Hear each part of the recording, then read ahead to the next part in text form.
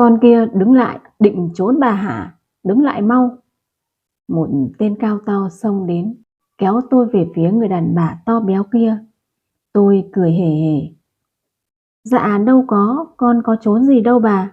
Con định đi lấy cái ghế cho bà ngồi. Thôi thôi, tao hiểu mày quá mà. Sao? Tiền tháng này chậm mười mấy hôm rồi không thấy chúng mày vác mặt sang trả cho tao là sao? Định ăn quỵt hả? Dạ mấy hôm trước con có qua nhưng mà bà không có ở nhà. Xong con có việc cần dùng nên bà thư thư cho con ít ngày nữa.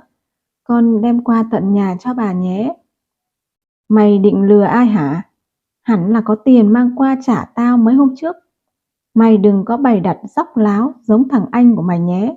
Tao tát cho rớt răng bây giờ. Trả tiền cho tao. Tôi lấy cái ghế cho bà Sáu béo ngồi xuống, rồi rót cho bà ấy ly nước. Con mời bà uống nước. Bà Sáu béo nhếch môi. Lại chuẩn bị bài ca than thở hoàn cảnh gia đình của mày chứ gì? Thôi đi An, tao còn lạ gì nhà mày. Lúc nào cũng kể lể than thở. Tao nghe thuộc lòng luôn rồi. Đéo nói nhiều, trả tiền cho tao. Bà thư thả cho con vài ngày nữa thôi. Con nhất định đóng đủ tiền lãi cho bà. Lãi là thế nào? Tao đã nói từ mấy tháng trước là tao lấy cả vốn lẫn lãi. Đưa cho chúng mày cả cục. Chúng mày trả lại tao thế nào? Vài tháng trả được mấy đồng bạc, không đủ nhét kẽ răng. Tao đéo cho vay mượn gì nữa, trả hết cho tao. Bà Sáu, bà cũng biết gia đình con. Trong nhất thời con không có nhiều tiền như vậy. Bà làm ơn làm phước cho nhà con trả lãi hàng tháng. Con hứa sẽ đóng đủ, đóng đúng hạn cho bà. Con xin bà đấy. Chỉ mỗi nhà mày khổ thôi hả? Tao cũng khổ đây này. Tao cũng cần tiền để sống. Chứ tao có biến được ra tiền đâu mà mỗi lần gặp tao mày lại than như cha mẹ chết đến nơi vậy hả? Hôm nay mày mà không trả hết tiền cho tao thì buộc lòng tao phải dỡ cái nhà dột nát của mày để giao bán, chứ tao chịu hết nổi cái ngữ hứa hẹn của mày rồi. Nói là làm ngay. Bà Sáu béo hất tay tên đàn em, hắn ta đi đến, đá mạnh vào khung nhà đang siêu vẹo, khiến cho nó lắc lư. Tôi vội vàng kéo tên đó ra, cầu xin bà Sáu cho thư thả thêm vài ngày. Bà Sáu béo bĩu môi. Vài ngày? Mày làm gì trong vài ngày mà có đủ tiền trả cho tao? Con sẽ đi vay mượn, đi làm bất cứ chuyện gì để có tiền trả cho bà. Xin bà cho con vài hôm nữa thôi, đừng động đến cái nhà này, nếu không ba con biết ở đâu. Tôi khóc lóc cầu xin bà Sáu béo. Bà ấy nâng cầm tôi lên và nói. Tao cũng thương mày lắm, nhưng mà thương thì thương tiền bạc phải rõ ràng. Thế này đi, tao chỉ cho mày một con đường sống, cho mày đủ đời. Dạ con đường gì hả bà? Mày đi đẻ mướn cho người ta đi. Tôi ngơ ngác. Đẻ mướn? Là đẻ mướn. Con không hiểu. Đẻ thì đẻ nhưng sao là đẻ mướn? Con chưa nghe chuyện này bao giờ. Không nghe thì bây giờ tao nói cho mà nghe nè. Tao có quen một người họ hàng xa, nhà giàu lắm nhưng vợ không đẻ được, nên họ muốn mướn một người đẻ thuê. Sau khi sinh xong sẽ trả tiền hậu hĩnh. Làm vậy khác nào bán con không làm đâu. Bán con hồi nào? Con ai mà bán? Con của vợ chồng người ta mày chỉ đẻ dùm thôi. Có nghĩ vợ chồng họ thụ tinh, sau khi thành công thì cho vào người mày, cho em bé lớn lên trong người mày, cho mày sinh ra. Sau đó người ta trả tiền, giống như đi làm mướn vậy thôi, hiểu chưa? Tôi sinh ra trong một gia đình khá giả ở miền biển Tây Nam Bộ. Ngày bé tôi cũng từng có một gia đình hạnh phúc, đầy đủ cả ba lẫn mẹ, có anh trai và một em gái song sinh. Năm tôi vừa lên lớp 6 thì ba tôi bị tai nạn giao thông. Tuy giữ được tính mạng nhưng bị liệt toàn thân, mọi chuyện đều phải cần người chăm sóc. Từ đó kinh tế cũng đi xuống vì ba là trụ cột chính trong nhà. Anh trai tôi thì ham chơi, suốt ngày lêu lỏng, gây thêm nợ nần. 3 năm sau vào một buổi sáng, tôi thức dậy thì căn nhà im ắng không có tiếng động. Em gái và mẹ đi đâu mất? Mới đầu tôi còn tưởng mẹ dẫn em đi chợ, nhưng thời gian cứ trôi qua mà mẹ và em gái vẫn không về. Tôi mở tủ quần áo, thì bên trong trống hoác, không còn quần áo của mẹ và em gái. Chỉ có một mảnh giấy nhỏ ghi mấy chữ: An, mẹ xin lỗi, mẹ không thể chịu nổi cuộc sống như vậy nữa. Mẹ dẫn em đi tìm việc làm. Khi nào ổn định, mẹ sẽ đón con theo. Từ đó tôi trở thành người phụ nữ duy nhất trong nhà, ngày ngày lau người cho ba, đút ba ăn và tự lo cho bản thân khi chỉ vừa mới học xong lớp 8. Hàng xóm thấy hoàn cảnh tôi tội nghiệp nên người thì cho sách cũ, cho quần áo cũ, cặp vở giày dép không dùng đến để tôi được tiếp tục đến trường. Để có tiền mua gạo, tôi ngoài đi học thì đi mò cua bắt cá, làm đủ chuyện, ai mướn gì cũng làm, dù khó khăn vất vả. Nhưng tôi cũng cố gắng học hết lớp 12 mới nghỉ. Vì vậy khi nghe bà Sáu Béo nói thì tôi cũng lờ mờ đoán ra cái công việc bà ấy nói chính là mang thai hộ cho người ta. Tôi có nghe qua phương pháp này rồi, nhưng chỉ là nghe qua báo đài, tivi, chưa từng thấy ngoài đời và cũng chưa từng nghĩ có một ngày mình được ngỏ ý làm chuyện này. Sao? Thấy tôi chần chừ, bà Sáu bĩu môi. Suy nghĩ cái gì? Mày làm như mày là con gái còn Trinh Trọng Bằng ở đó mà lưỡng lự. Nói cho mà biết, nhà người ta giàu lắm, nhưng vợ không sinh được mới nhờ tao giới thiệu cho họ. Người nào mà mạnh khỏe, lai lịch đàng hoàng, sạch sẽ này nọ họ mới cho mang thai con họ chứ. Cái dạng cả lơ phất phơ muốn cũng không được đâu nghe con. Nhưng họ giàu vậy mà không tìm được người ưng ý hay sao bà Sáu? Vì người ta giàu có nên không muốn chuyện mình không đẻ được bị lộ ra ngoài đó, mới nhờ tao tìm người ở quê. Tao thấy mặt mũi mày cũng sáng sủa, cũng được học hành, và đặc biệt là đang nợ tao một đống tiền. Làm xong thì trả cho tao một nửa, còn một nửa trả lần lần, chứ như hiện tại có mà đến chết cũng không có tiền trả cho tao. Chuyện này để con suy nghĩ thêm đã, dù sao con cũng chưa từng sinh đẻ, con cũng sợ.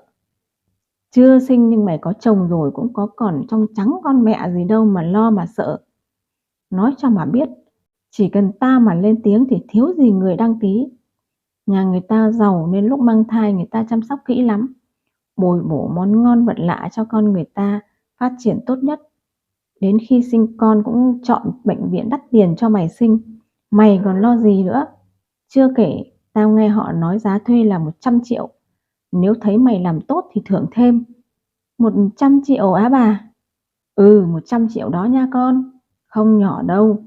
Sao, làm hay không để tao biết, tao còn đi tìm người cho họ, không rảnh đợi mày đâu. Lúc đó anh trai tôi về tới, thấy bà Sáu thì định bỏ đi, bị bà Sáu ngoắc tay lại. Bình, lại đây tao nói chuyện. Anh Bình gãi gãi đầu. Tôi chưa có tiền.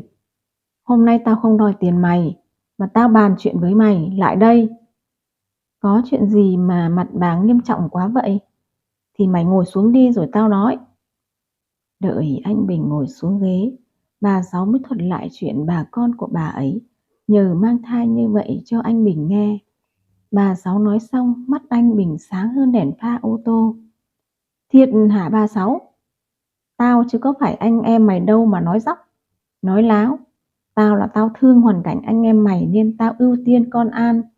Nhưng nó lần lựa chưa quyết. Mà mày là anh nó, mày bàn lại với nó đi. Mai cho tao câu trả lời, tao còn biết đường mà tính. Nói xong bà Sáu đứng lên đi về. Anh Bình quay qua tôi. Trời ơi, chuyện như vậy mày còn chần chừ cái gì nữa?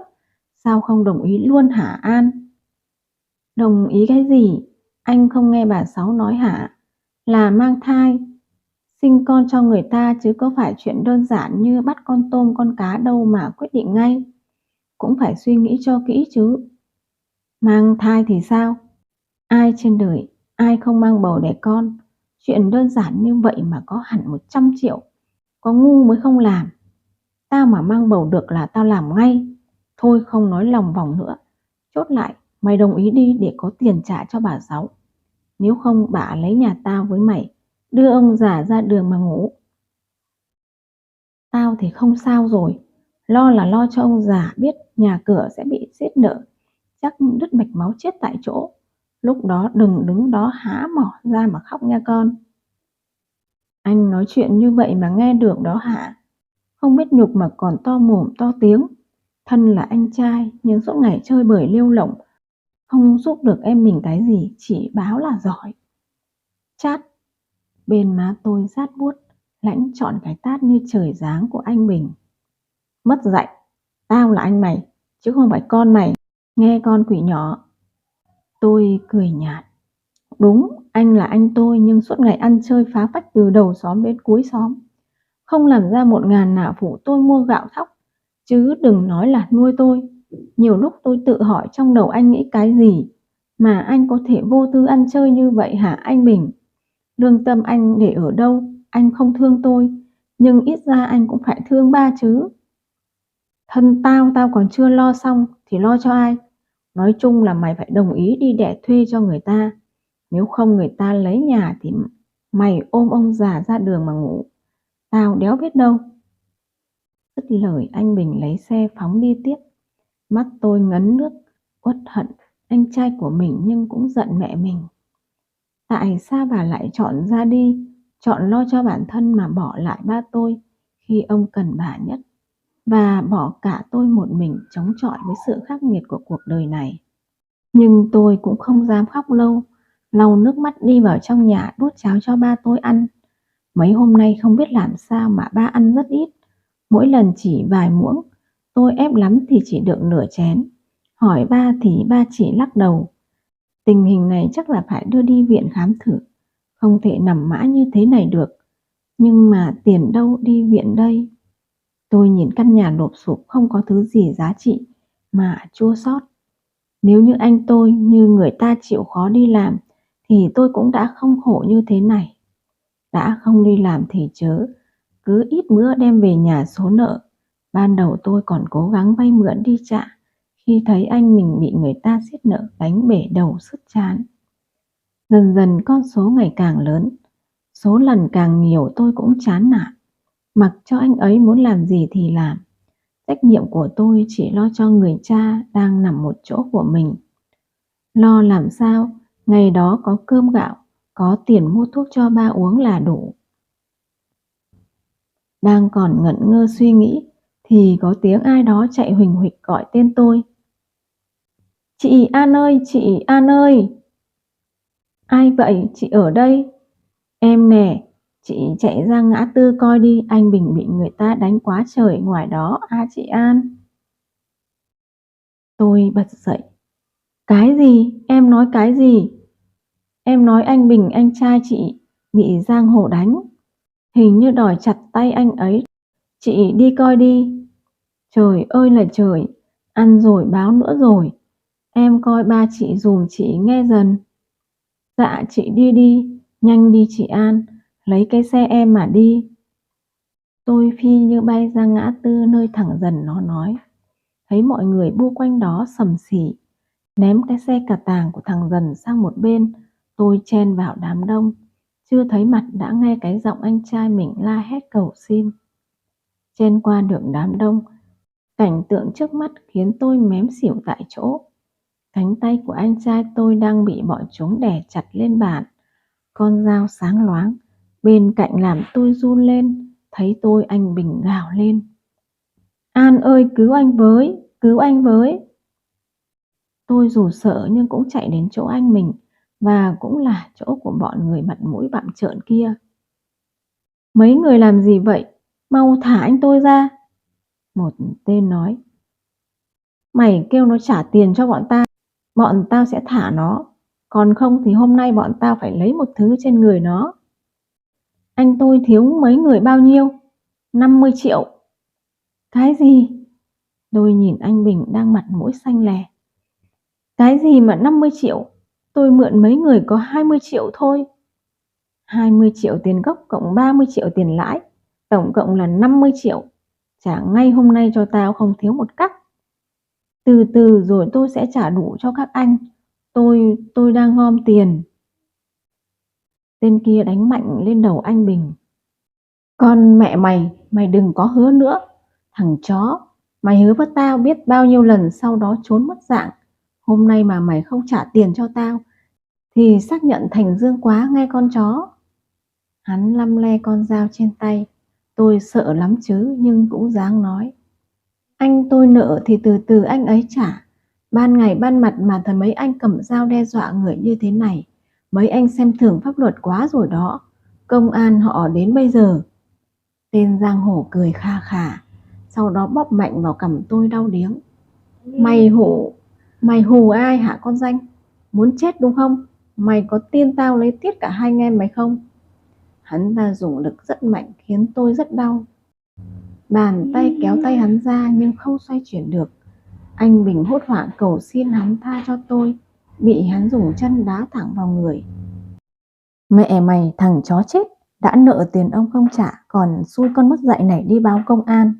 Hôm nay tao không xử anh em mày, tao không phải ba gấu. Hắn quay sang rút cây dao sáng lóa. Lúc ấy tim tôi nó muốn nhảy tỏm ra ngoài, run đến mức không nói được một lời. Còn anh Bình thì van xin lia lịa, hứa ngày mai sẽ trả đủ 50 triệu cho hắn, không thiếu xu nào. Nếu không có tiền, hắn muốn chém giết gì cũng được. Mà tên ba gấu không nghe, biểu đàn em đè tay anh Bình lên bàn để chặt tay anh Bình. Một tên đàn em chụp tay hắn ta lại. Đại ca hay cho nó một ngày xem sao. Nếu mà lần này nó còn hứa xạo với anh em mình thì xử nó cũng không muộn. Em là em tia con em nó rồi đó. Nhìn ngon quá đại ca ơi.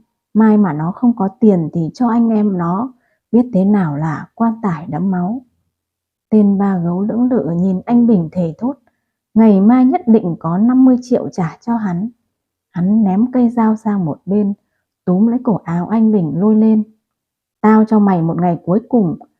Nếu mà không có thì anh em mày xác định ngửi đất cho quen mùi đi nhé. Rồi hắn bỏ đi trước. Đám đàn em cũng lần lượt đi theo. Cái tên ban nãy can ba gấu đừng chém anh tôi, nhìn tôi bằng ánh mắt ham muốn thèm khát lộ rõ. Mai mà không có tiền là phải lấy thân đổi mạng đó nghe cưng. Hắn còn dùng cái tay dơ bẩn của mình nựng vào cằm tôi một cái. Bị tôi hất ra mới đi theo cái đám anh em của mình. Khi chúng đi rồi tôi mới thở mạnh, ôm lấy lồng ngực đang đập hơn cả trống trường. Sợ chết em rồi, anh tính sao đây? Tiền đâu mà trả cho chúng nó đây hả? Anh Bình bấu lấy bả vai tôi. An à, em đồng ý với bà Sáu đi An. Nếu không chúng nó giết chúng ta chết. Chết thì chết, tôi mệt mỏi với anh quá rồi. Anh báo tôi chưa đủ hay sao? Em nói gì vậy An? Em không thương anh hả? Chúng ta là anh em ruột. Em phải giúp anh, phải cứu anh lần này. Anh hứa từ đây về sau sẽ không chơi bời nữa. Chí thú làm ăn lo cho em và ba chúng ta. Xin em tin anh một lần cuối này nữa thôi An. Anh hứa bao nhiêu lần rồi, anh thề bao nhiêu lần rồi anh Bình. Anh thề đây là lần cuối cùng. Em cho anh một cơ hội cuối đi em, chỉ một lần này nữa thôi mà An. Tôi mệt mỏi đứng dậy đi về nhà. Anh Bình cứ nhéo nhéo bên tai cầu xin tôi cứu anh một lần. Đồng ý với chuyện bà Sáu nói, vừa trả được nợ mà có tiền đưa ba đi bệnh viện. Tôi không biết ngoài kia còn bao nhiêu mảnh đời bất hạnh. Chỉ biết bây giờ tôi thấy cuộc sống thật khắc nghiệt với tôi quá. Những lúc như vậy, giá mà có mẹ, tôi sẽ xà vào lòng mẹ. Ôm lấy mẹ, cảm giác ấy chắc là hạnh phúc và bình yên lắm. Tại sao cùng là chị em sinh đôi mà mẹ lại dẫn em gái đi, bỏ mặc tôi lại nơi này? Tại sao mẹ không ở lại với ba con tôi? Tại sao và tại sao chứ? Sau một đêm thức trắng, nhìn ba đang gầy yếu, nhìn anh Bình đang quỳ xuống cầu xin tôi cứu anh, nếu không bọn giang hồ kia nó sẽ giết anh em chúng tôi, thì tôi cũng gật đầu, móc điện thoại gọi cho bà Sáu béo. Bà Sáu, con đồng ý,